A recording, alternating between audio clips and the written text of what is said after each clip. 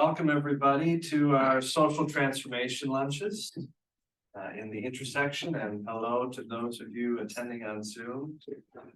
My name is Rye Stiglco, and I'm the director of the Leadership Center for Social Justice here at the United Theological Seminary. And we have Dr. Tanis with us, who is eating his lunch right now. And we're pleased to have Dr. Gary Green with us presenting and really entering into a conversation, a follow-up conversation from Symposium Week. So Reverend Dr. Gary Green, many of you know him, is an assistant professor here of pastoral theology and social transformation, and also the director of anti-racist initiatives here at United Theological Seminary of the Twin Cities. And today he'll be talking to us and entering into a conversation with us about the theme of his Symposium Week panel, which was entitled Reorienting Ourselves to the Reality of Not Yet, a follow-up conversation which will address questions of how we can be an anti-racist institution, what anti-racism looks like in our world, and what we perhaps are learning from that conversation during Symposium Week. And I don't know, we'll find out more. Hopefully there'll be some laughter. As you know, Gary uses comedy in thinking about and disrupting conversations about race and racism. So hopefully there'll be some laughter as well. So, Gary. Thank you, Ryan. Thank you all for being here. This is very much intended to be a follow-up conversation. This comes during a time in the semester, within a time in my life that is extremely chaotic and busy. So I wasn't going to plan anything formal. And also, I think kind of having more informal, generative conversations about this subject matter kind of frees us to explore things a little differently. So I'm curious to know how many of you were able to attend and or watch the panel event. Okay, so I'm curious the best way into, because this really could be a continuation of that, where if there were lingering questions or anything that you remember or recall from the event that you want to ask about, this will be a good opportunity for that. But I also have queued up the last portion of that event where there was some Q&A, and or can have queued up the production that we put together that kind of kicked off the event, where I'm narrating and the faculty are narrating how we're going about this work. So I'm curious, maybe in the chat, option 1 would be to play the last portion of the event where there was Q&A and dialogue, and that can lead us into kind of further conversation here. Or option 2 would be to play the 25-minute production that narrates our approach. If you don't mind putting in the chat which you would prefer, if you have an opinion, and we can kind of go at it that way.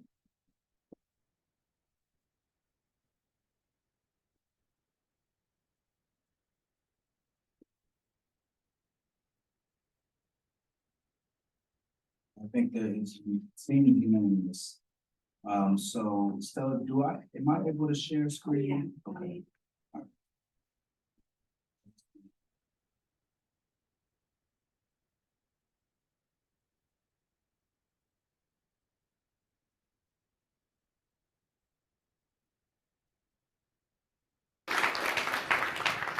All three of you. Thank you. For context, this is Reverend T. Michael Rock's question, which really is the part where I wanted to start this, because it kicks off a good discussion, and then we can kind of continue that conversation.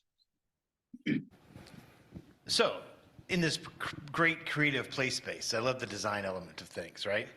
So, designing a community that we're building into an anti-racism commitment, a reality.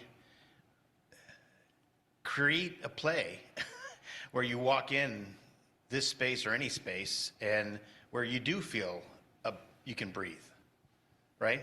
And a breath. Mm-hmm. And the commitment and what commitments look like, that you know deep down that this institution or an institution, remember we're a church group, institution which is inherently racist and full of white supremacy culture. But training students in spiritual leadership to confront these systems is really a big deal for us. But does that mean we need to, as an institution, take on a powerful commitment to abolition, right? To reparations. But what are all the things that we need to do to take down some of the decenter whiteness in the names and how we tell our history, and we have the BIPOC history too, but we don't tell it, you know, in this institution and in the church. Yeah. So what do you think? What would you suggest to play? Let's play a little bit in the spirit of Dr. Green. Yeah, so I can start off with an answer to that. One way that I like to start my class in this semester, and I'll spend like a week and a half on this, on positionality. And the 3 questions that I ask is, who am I? And then who are you? And then who are we? And so really understanding my own positionality, and then building empathy for your positionality, and then understanding how our positionalities can work together in a space helps build the foundation. And so I think you all have kind of already done some of that work, or are going into that work from what I've seen in the video. So that's a starting place there. I will also say that there's a ton of resources out there that already exist, but one that I really like is Tema Okun's work around white supremacy culture. And if you don't know of that, I just sent it over to my mom like last week, and we were talking about it. And not only is there like, here is all the bad things, right? But then there's anecdotes on there. And there's things that tell you, you know, here's the way that you can combat some of those things. So I'm thinking about, as a recovering Christian myself, I'm thinking about things that are similar in white supremacy culture in the church as they are in academia. And I think about worship of the written word, and how, you know, folks will only take this thing and they twist it up how they want and all this. And so there's all of these different points in how you can interact with that, and then make that like a living practice. And so I would say, with the resource one of the resources I just gave you, I think that there are many ways that you can like really study oppression, and I think that's the next step after positionality. So start off with the who am I, who are you, who are we, and then really dive into what oppression looks like, because once you know who you are, and that knowing who you are does not stop at the at that first week, right? It's continued practice. But at least you kind of know, you know, okay, now I'm talking about this, and this is my positionality in this conversation. And diving deep into understanding of systems of oppression and how you show up and perpetuate those things is going to be the next step. And then that's a lifelong practice, right? So positionality and then understanding oppression, I would say is like the first, is the steps. Yeah. Yeah, and T. Michael, to build on that, which that's perfect, because Tadessa, you're speaking to just the kind of necessary, to your point, foundational work that has to be in place for people to do this kind of work. For me, I'm thinking about, as we think how to build on that, and in terms of positionality, right? If you have done this kind of educational work, if you have taken the time to learn how to see, right, and can imagine the way that you would hope a reality or an interaction or something would look like. I'm talking at the kind of personal level now. You're situated culturally in a space where you know kind of the interworkings of the world you live in, right? And becoming aware of your positionality from the standpoint of where you have access to power, where are you situated in relation to power, but recognizing that this is a recreative act to try to bring something about that doesn't exist, right? You're creating something that does not exist, and where you're uniquely situated to facilitate the little small victories that Danielle's talking about, recognizing that those victories are all productive. We interact different, we interact in a certain way 9 times out of 10, but on the 10th day, something happens where one of us creatively disrupts this thing, and all of a sudden something opens up. But that's something where, I think we get hung up trying to look for the kind of existent best practices, or what are the things I can do that can be kind of standardized, as opposed to what's the intelligence, the understanding that I need to employ my creative sensibilities in relation to whatever this situation is. And I would hope that we could begin to make that shift. Where are you situated in relation to this reality? And how can you playfully, not devoid of criticality, but if you think about the word recreation, it's recreation. How can you playfully recreate this interaction in a way that opens up possibilities for it to grow into something new? We have a question on Zoom. So Tamis, you want to ask your question? Yeah, thank you. Can you hear me okay? Okay. My question is for Dr. Fuentes Morgan. I think, Dr. Green, you probably just answered my question, but I'm still going to ask it because I had it in my head a certain way. My bad. But I just wanted to ask this question of how do you see, or what ways do you see satire and comedy? The reason I'm asking is because when you were talking about punching up, it made me think of Walter Wink and Jesus's Third Way and all of that type of things, and thinking about how do you see sort of satire and comedy and wordplay aiding in like revolution and resistance just as much as it aids in rest. Like, could you speak to that a little bit? I love that question. Yeah, so I think that, part of what comedy does and does effectively is give us not only the a cover of plausible deniability, which allows folks to kind of insidiously make these jokes, to plot, to plan, to talk to each other, to form community, and then dismiss it and pretend when the stakes are high or when there's danger afoot that like, oh, it was just a joke. We recognize that just jokes don't exist, but it's still, comedians make this excuse today, oh, it was just a joke, you're taking it too seriously. They know it's not just jokes because it's literally their livelihood.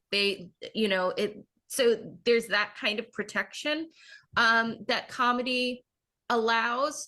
I think also the space to remind yourself that you are putting one over on the oppressor. We brought up wordplay, which I think is underrated in terms of how sophisticated a form of comedy it is. That it is very difficult to come up with wordplay that is clever and meaningful and also easily discernible to your audience. For all three of those things to happen, it has to be this kind of nice intersection of your own intelligence and the intelligence of your listener and your way of tapping into both of those things. And so I think that the fact that comedy and satire are ultimately intellectual spaces made accessible is a really critical way of utilizing comedy for the revolution. Bell Hooks says specifically also that we cannot have a meaningful revolution without humor. And she was very, very deliberate in talking about the need of humor in revolution, that it doesn't work. She said whenever people, she specifically says, I think whenever the left gets humorless, they lose. And I think, and I carry that with me because it's true. It's, if we are taking it too seriously, how can we think about the absurdity of white supremacy? How can we recognize the ridiculousness of racism if we're taking it all too seriously, if we aren't allowing that playfulness in? I want to say something briefly, since this is a seminary space, and then we have time for probably one more question, but go back and read the Gospels through a comedic lens, and watch the way you start to notice the satirical devices that Jesus was using. And so, how you make sense of Jesus and divinity and his messiahhood. Also pay attention to how comedy and satire was a centerpiece to the ways that he was disrupting and trying to bring about this revolutionary way of engaging and thinking. Do we have another question? Thanks. Hi, thank you for being here tonight. It was a lovely presentation. I've enjoyed every single moment. My name is Michelle. I'm a current student in human services. I'm pursuing an undergraduate degree. And one of the things that I sometimes struggle with in the classroom is that something will happen so quickly. Like just the other night, a white classmate said, I don't want to sound racist, but I don't like when immigrants get here and start complaining about this country, which felt very racist. Yeah. And, you know, taking into what you're speaking about, we don't want to make an unsafe space. I didn't want to like jab out of bitterness and anger, because then I'm afraid then it'll remain closeted. Right. They won't have the space to express these opinions. Right. And in that nanosecond, it's like, do I step into an educational role, which is what I ended up doing? Like, you know, just remember that sometimes people can't critique governments for safety of their life, their well-being, and America gives us that opportunity. But I really wanted to crack a joke like, oh, so it kind of bothers you that people come here and do what this country gives them the right to do. And, you know, in those nanoseconds, how do you kind of like decide what might be best for that situation? So y'all can talk to the comedy piece, because I don't be laughing about it. Shit ain't funny. So one thing that I have learned through facilitating, through having, doing classes and facilitating students, is to slow down. And, you know, I do think a joke is funny. You know, you can make a joke. But one thing that I will say is a tool that y'all can put in your toolbox or your belt, whatever it is you wear, is this phrase, can we pause? Okay? Can we pause? That's all you have to say. And you can literally say, I don't know what to say right now. I feel like my energy has shifted. I feel like something was said that it feels a little off to me. Literally talk about the feelings that are happening in your head. Yeah. Because then you break down the walls and people stop being so, this Minnesota passiveness, we were just talking about it. It bothers the crap out of me. I'm from the South. And so y'all don't be talking about stuff, and y'all need to talk about it, okay? And y'all throw me in the middle, and I'm just like, y'all had this beef for 10 years and y'all ain't said nothing. So, can we pause and literally talk about what is happening in your head? This thing is bothering me. You know, something was said, and I'm not really sure if it was, you know, you don't have to say anything binary. I don't know if it was right. You don't have to say that, but just, you know, I feel a little off right now. My center is a little off center. Like, I feel a little, you know, jilted. Like, what, you know, say something that is going on in your head to just pause the conversation. And one of the things about white supremacy, just likes to move forward.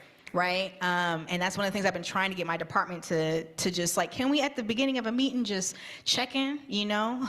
There's a whole, you know, conflict happening right now in Israel and Gaza. Can we just check in with each other, you know? And so just, can we pause? That would be my advice for anybody who, you know, is that person who sends me an email after the meeting, you know, talking about, that's so messed up. Say, can we pause in that meeting? Can we pause? Yeah. Why you just, you know, touch old girl's hair? You know, something. Make your joke then. Yeah. But that would be my advice for that situation. Danielle, do you want to speak to that? Yeah, I mean, what I think the pausing is crucial. And as a professor in my department, what I usually do, because I teach African-American literary courses, African-American culture and literature courses. And so I get a wide array of students taking those courses for a wide variety of reasons, including some, you know, some who are, I'd say a third of my students come in, they are ready to put in the work. A third are not certain what the course entails, but they're going to give me the benefit of the doubt. They're going to see how it goes. Another third come in and they are calling the course their diversity course, and they're just not about it. And maybe I'm going to be able to persuade them by the end of it, maybe not. And so to sort of fairly engage with the level of rigor we need in that course and to open up space for conversations. On the first day of classes, I talk really candidly to my students about what white supremacy means, how we're going to talk about it, the kinds of language we can and cannot use. We have a conversation about various forms of privilege. Sometimes we throw in Roxane Gay's essay, Peculiar Benefits. So we talk about the various ways people have privileges. And then we recognize that in my classroom, we are a community of learners, and we are creating a culture of care in that space. And what that means is that we are going to consider how our language and how the things we say are going to impact how other people in that classroom feel and whether or not they feel safe. That it's okay to feel uncomfortable. It's okay to feel challenged. It is not okay to feel unsafe or to make other people feel unsafe. Yeah. And once we have that kind of language engaged, students tend to be at least they tend to avoid some of the verbal diarrhea pitfalls that students have when they're engaging with literature or material that is unfamiliar to them, that's bringing up feelings that they haven't had space to express before. That doesn't mean, of course, that somebody's not going to say something like, you know, I feel angry when immigrants come over and, you know, X, Y, and Z, but it means that we can pause and the class is prepared for that pause to take place. And that student is prepared to be self-reflexive and think about what they said. And if there was a different way for them to say what they said, if they meant something different, or if they need to interrogate why that was their initial feeling. Because it's not about making them feel the same way I feel. It's about providing them with the tools to understand where their gut reactions are coming from and what sort of productive reactions are possible too. Stop it there. And just kind of briefly recap the questions and conversations that were happening, and then invite you all to jump in, whether with respect to those conversation points or others that might be coming up for you independent of those. And so, T. Michael, thank you for being here. We started with your question. It was asked right before you came in here, but essentially kind of this, what can we do? And Tadessa was talking about first taking stock of our own positionality as a starting point, and then also doing the kind of education that is necessary to really put you in a position within your positionality to respond to these realities in a kind of critical, productive way. And then I came on the heels of that and was just talking about how all of us already have a kind of local expertise that we move through the world with, where we have already an operating kind of contextual dexterity that we employ, whether knowingly or unknowingly, in our surround, in our unique family systems, in our context, where we're situated in the world. And for me, it's really about learning to see. People always ask the question, how do I become an anti-racist? How do I do this? How do I do that? And the assumption in the question, oftentimes, at least from what I hear, is this appeal to what are the best practices in this situation. And I think in large part, it would be helpful for us to move beyond at least the thinking that tries to identify best practices, because they don't reflect a kind of working intelligence being used and like that can show up contextually and creatively, but it's more of what is the standard that I can overlay on this situation. And it may not touch the situation because it does not emerge from this situation. We also talked about, or you also heard Tamisa's question, where she was talking about wordplay and creativity being used for the revolution. And then Michelle's question at the end had to do with how to disarm tension in these kind of momentary engagements without shutting down the learning opportunity or the space, but also without allowing kind of harm to take place. To which Danielle really made an important point about, really that points to the importance of setting the frame before having and engaging these conversations. I think we underestimate the power of being intentional about entering a space or a play space, like I like to use, where setting the terms, whether it's at the beginning of a term, with kind of going through the syllabus or beginning of committee meetings or whatever it is, we have this capacity to enter spaces with different frames of mind. And a lot of times we skip the opportunity to set those frames because we're moving by defaults. And so a lot gets lost in terms of possibility for how we can engage. So that's just a very brief recap of the movement of the questions at the end. But I know that you all have thoughts, and so let's just open up the floor for conversation. You can jump in on one of those points, or something different. And I saw somebody put something in the chat. Yeah, Jen, I will toward the end. I'll recommend some comedy that addresses racism, because there is a lot. What thoughts are we having? What questions? What connections? Points of resonance or resistance?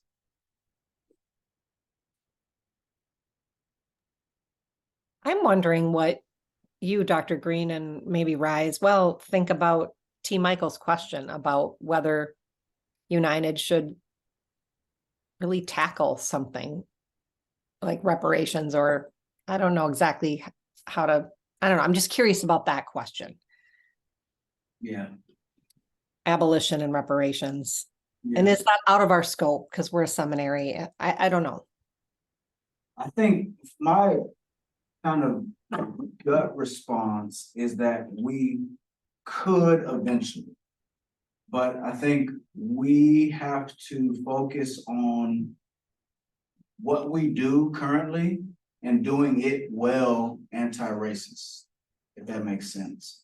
So, we've already begun to develop our internal vernacular with the disruptive conversations and really turning outward to facilitate public conversations about this and really trying to change the way we engage this conversation. But I think before we tackle anything like a reparations or like something that would require a level of institutional energy and a level of institutional shift towards something additional to what we already do, I don't know if that will be sustainable at this point.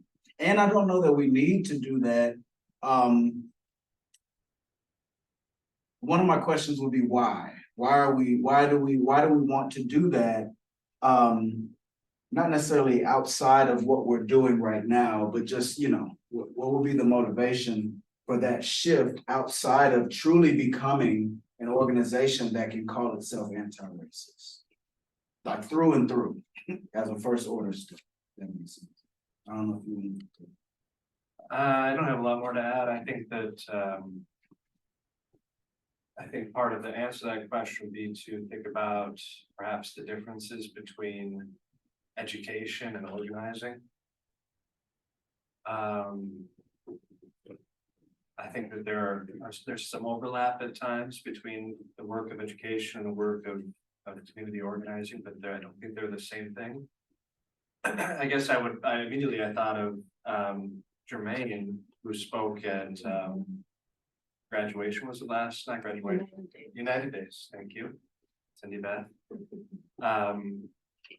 Who actually is pursuing this work of reparations at a pretty serious level. And so I think of graduates of ours that go on to do those things. So I think our work as educators is to open up spaces for that kind of reflection on what it means to, whether that's organized, whether that means to, what it means to minister. It's not to say we couldn't undertake something as an institution, but I wonder if that question of the relation between education and organizing would be a place to think about that. I've also thought of this in two ways. Oh, this is Justin Sabiatanis.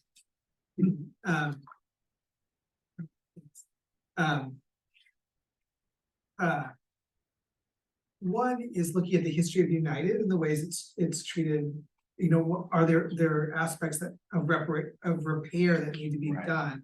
And I would say with both Native communities and with the Black community around some of the past history of programs that are done here that are dropped, or like, in what way might looking to the past and repairing those relationships help build a future? So I wonder where this work that might be helpful, needed, appropriate.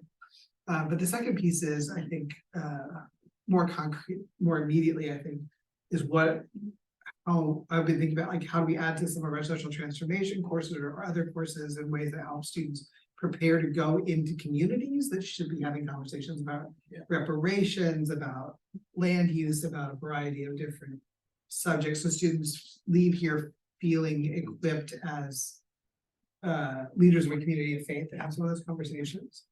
I just want to tie that in a little to that question around the answers that got around recreation. And this morning in the Star, I think it was in the Star Tribune, there was an article about how we're responding to climate change by doing things like, when there's flooding, we put stilts on houses, but we don't get rid of the dams that are causing the flood.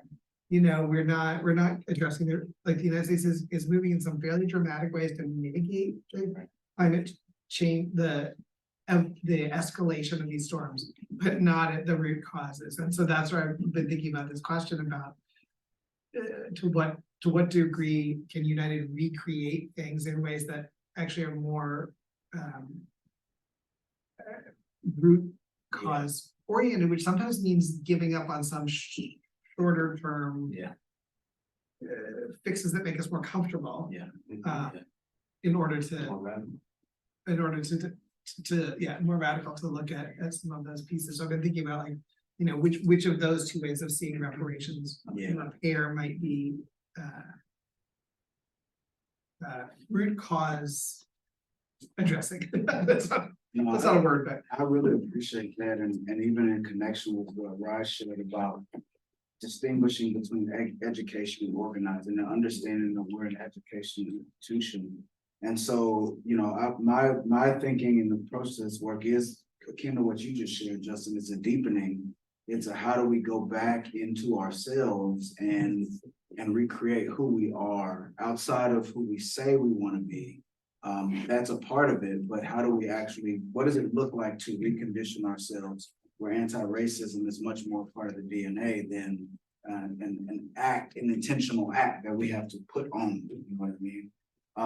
And I think that that's an important shift. The other thing that I was thinking about to your question, Andrea, was it came to me while Rod was speaking, is, you know, when you see institutions like Princeton or Yale or these institutions with this long historical money that are able to do these reparations projects, my question would be, what does their DNA look like? Because with the resources, with you can do the outward facing things that might make somewhat of a difference, and certainly point back to the institution as kind of a functional pat on the back to say we've done our part, while the lifeblood of the institution has not necessarily changed. And so for us, I think the way that we're trying to do it at United is more effective, even while it shows up differently in the world public. It's still going to show up in the world, but via students that we're forming, via conversations that we're leading, but not necessarily through dollars and cents that we can throw at things and let that register in the public as this institution is doing the work. Thank you. This was so helpful. I've never heard it articulated quite this clearly, and I really appreciate it, and I agree, and I think we need to like broadcast that more widely. Like, I think you're right on. Anyway, I'll be quiet.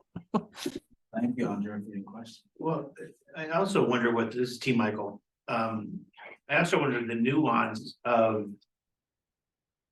kind of an expectation of our students to do their anti-racism work, confront white supremacy in everything they're doing, and telling the world about that, and somehow finding the support, the extra support for BIPOC students.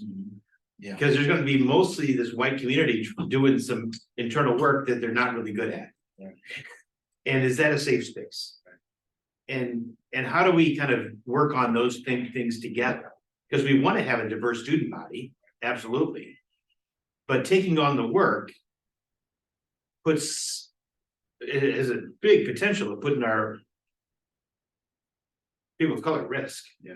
Of being in that space where that work is happening. And so it's that risky place. It's a good risk.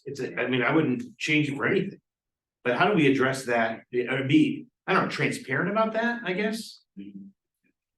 Like building that frame, right? Yeah.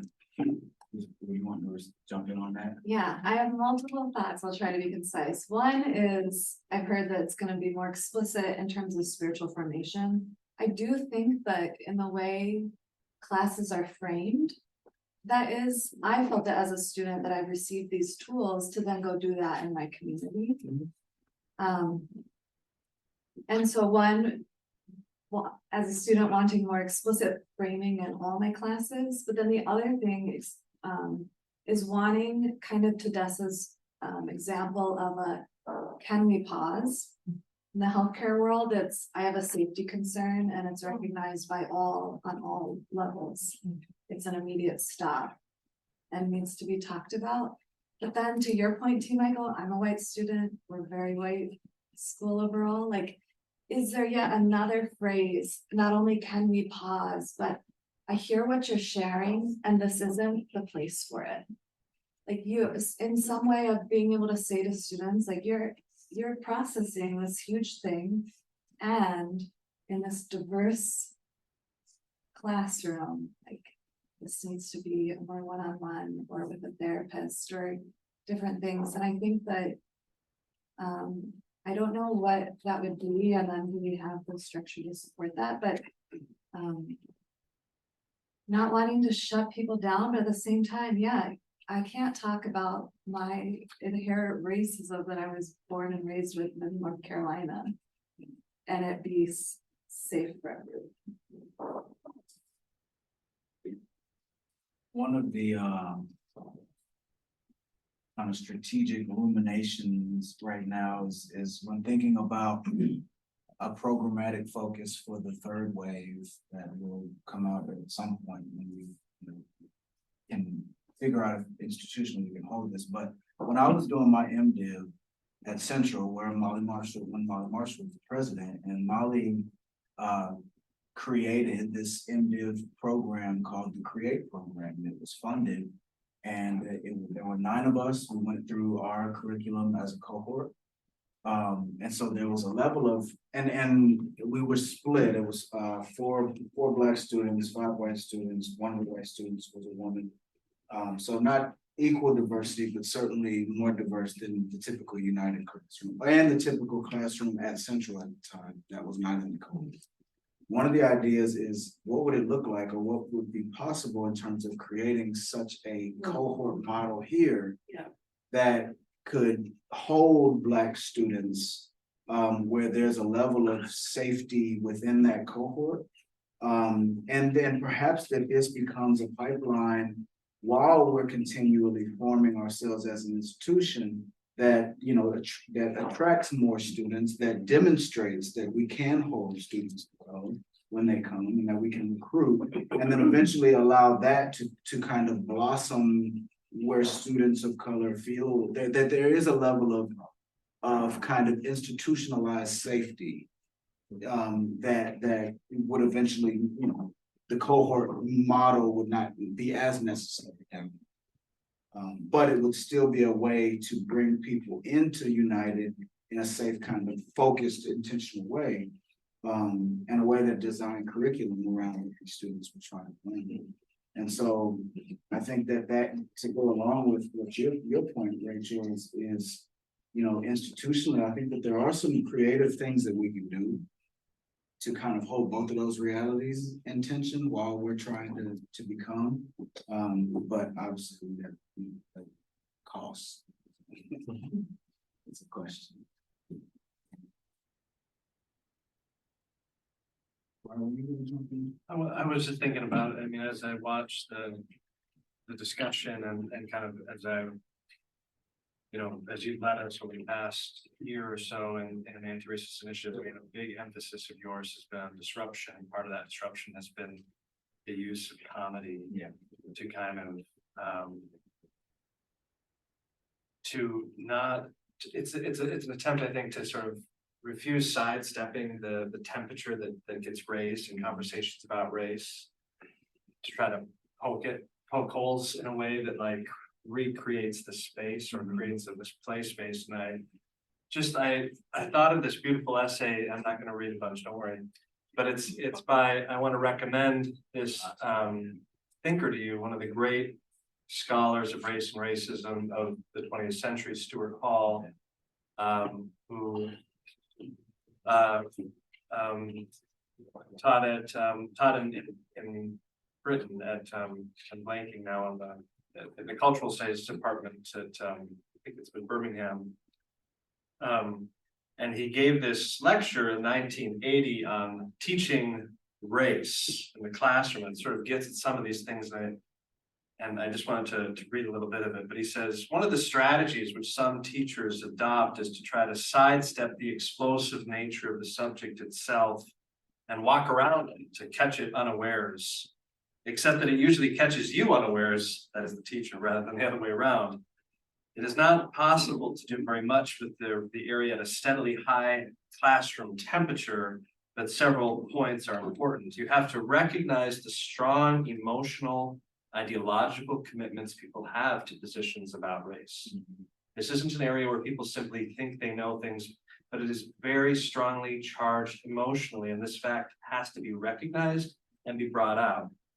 Whatever your own commitments and feelings are about the area, and all of us have feelings about it, they have to be made clear in the way in which we handle the topic and the kinds of things we say about it.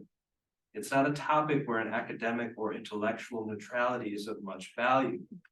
Nevertheless, I do think you have to create an atmosphere which allows people to say unpopular things. I don't think it is all valuable to have an atmosphere in the classroom which is so clearly, unmistakably anti-racist that the natural and common sense racism, which is part of the ideological air that we all breathe, is not allowed to come out and express itself.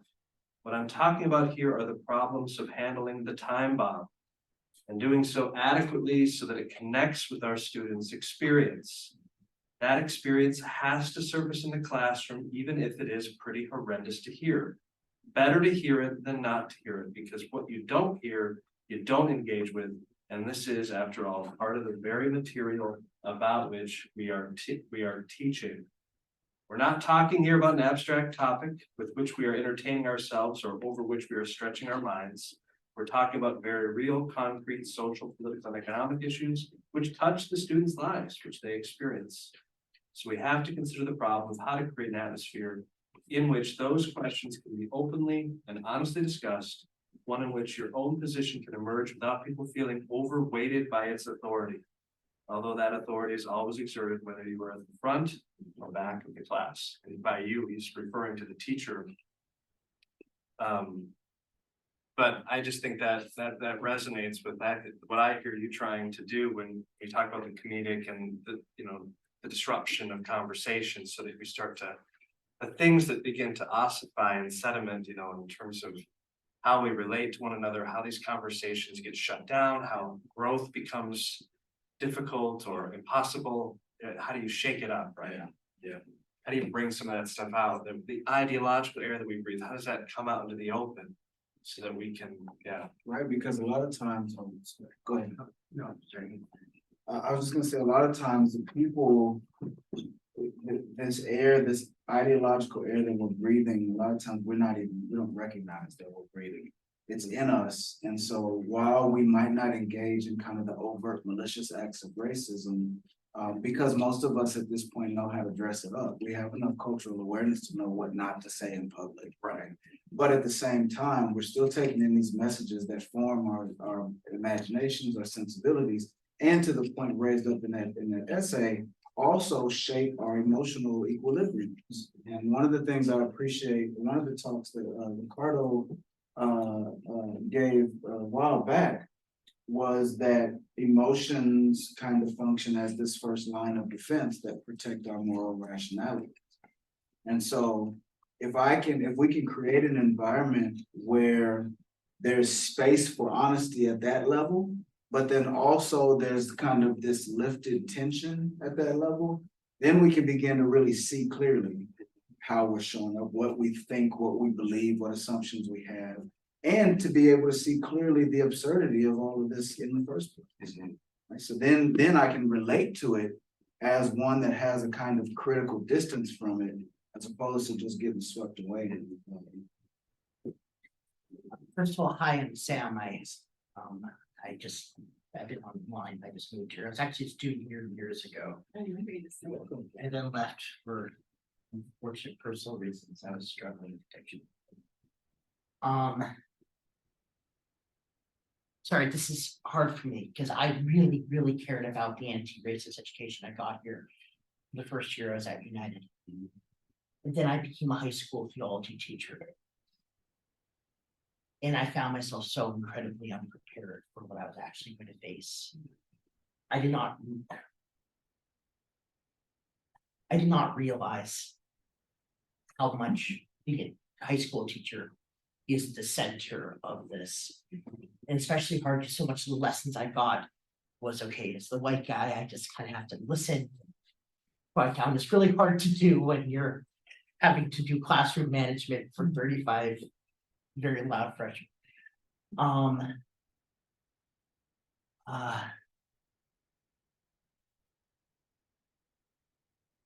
I really feel bad about how I handled that class in a lot of ways. I feel like in many ways I failed. And all I can say is that in my experiences that race and a very destructive anti-racism is all over the place with the kids right now. And sometimes it was incredibly beautiful, especially classes being held to a standard about how for example, there's an English class that's all white dudes. That's not gonna work. The kids are gonna rebel. It's awesome. But at the same time, there's this huge culture of bullying, of race-based bullying, which is all over the place, at least in the high school. And this is a fairly well-to-do private high school, I'd imagine. It's worse.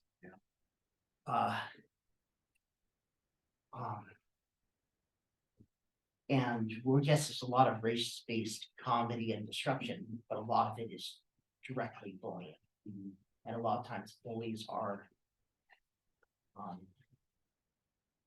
sometimes the bullies are the white kids, sometimes they're all over the place. And I sometimes feel worried that just describing the situations I've faced as a teacher will sound racist, just describing the situations, especially when you're dealing with, say a Latino bully or something. And I really, really, really value trying to create a space that is anti-racist and to live out that life. That's something I'm really committed to. And I know that requires me sometimes not talking about my own personal experiences. And I accept that. But I think some of the practical experiences we face as something like a high school teacher sometimes get really complicated. And the power dynamics when you're dealing with children, especially if there's a huge socioeconomic disparity in the classroom. I don't know how to describe those situations without saying things that sounds like I'm adding on to stereotypes. Stereotypes about gender, stereotypes about race, and a lot of times stereotypes about class. And I don't know where the line is between saying something that's racist and talking about really, really hard to explain and tragic lived experiences that we have to actually face. I think one of the words that you just used can be helpful. And the word is tragic. I think on one hand, we do well to interpret as much as we can, and this is an active praxis. Interpret as much as we can people outside of generalizations and like kind of the ways that the default ways in which they register in our minds, because we can acknowledge how shaped that is by cultural narratives and messages. At the same time, I think the tragedy part has to do with how, for example, high school Black kids are, you know what I'm saying?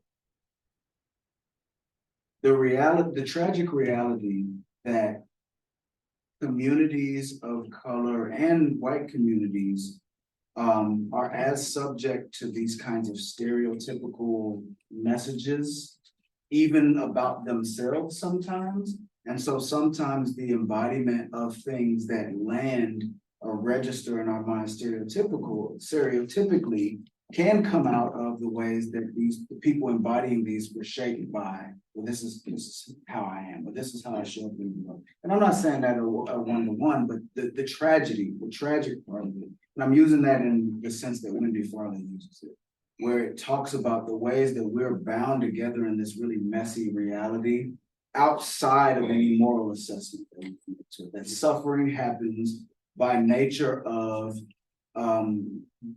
the beauty of diversity in tension with each other, that there are things that happen that don't always extend from something that can be located in terms of guilt. And so it's really hard to separate those two, but I think as educators or as adults or people who are in relationship with perhaps children or a community that you have a responsibility to form, being able to understand on one hand, the kind of tragic nature of where all these kids come from and the complexity of it and the ways it does and does not shape them. And on the other hand, understanding that individual kid as a human that is not overdetermined by these narratives.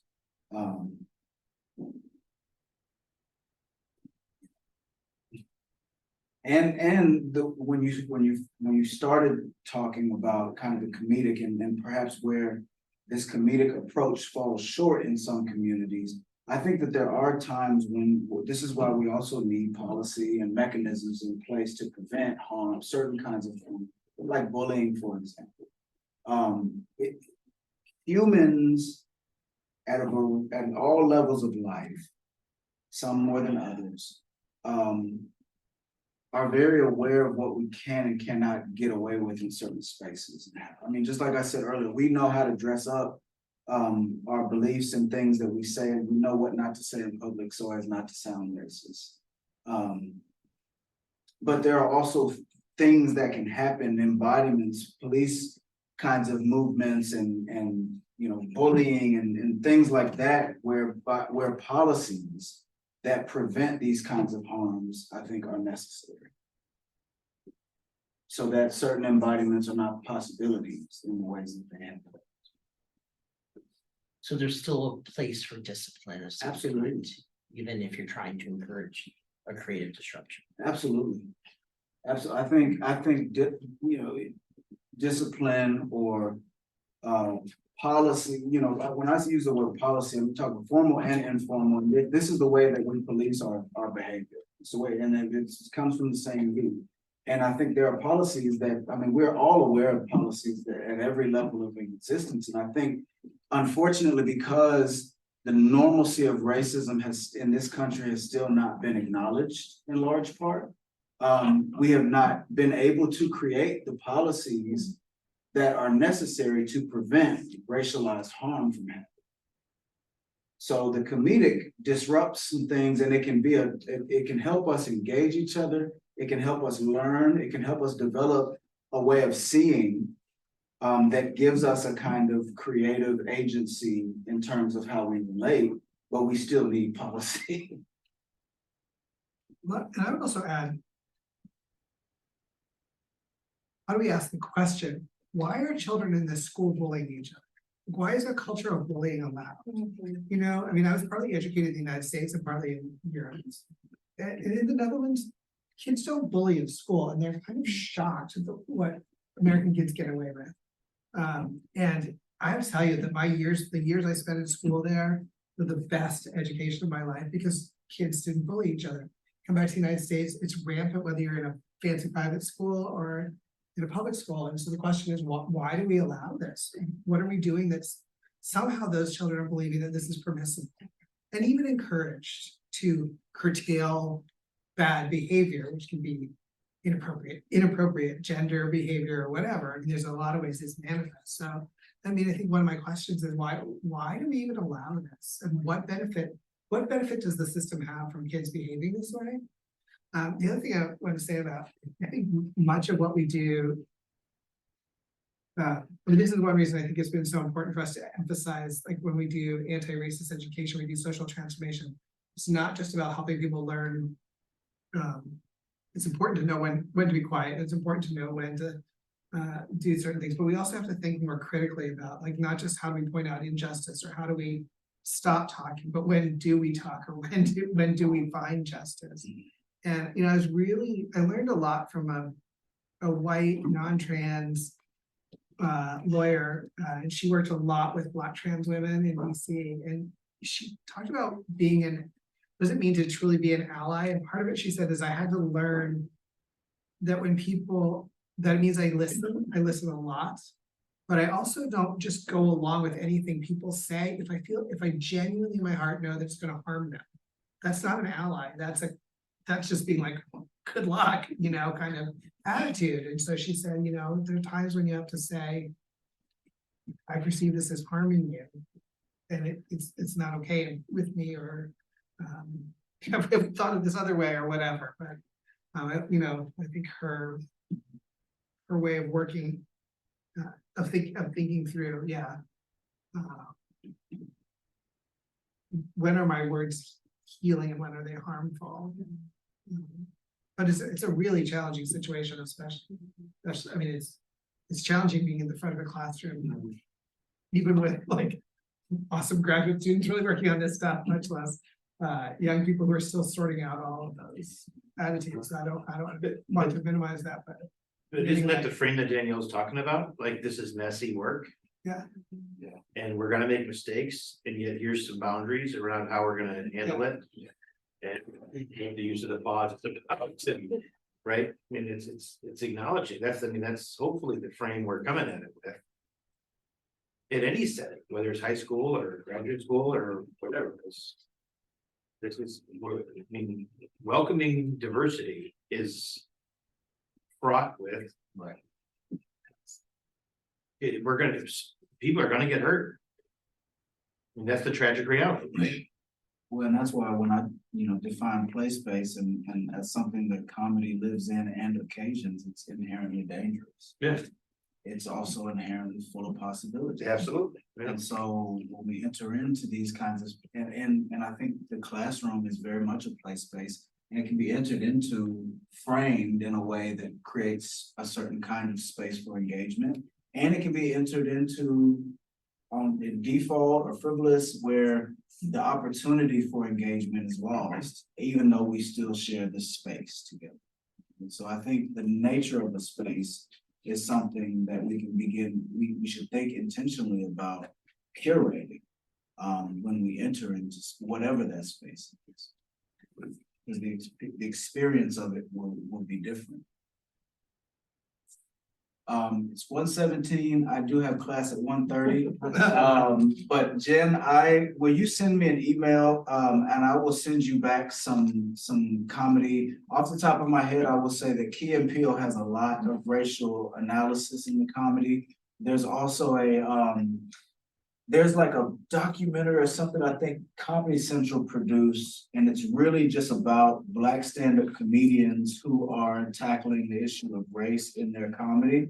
And so it shows a series of them. It gives you kind of an entree into who they are and kind of the way that they're approaching it. But there are a lot of resources out there that uses comedy to address racism. So send me an email. Any of you that are curious about resources, send me an email and I'll send you back some time. Okay, great. Thanks so much. Thanks, everybody.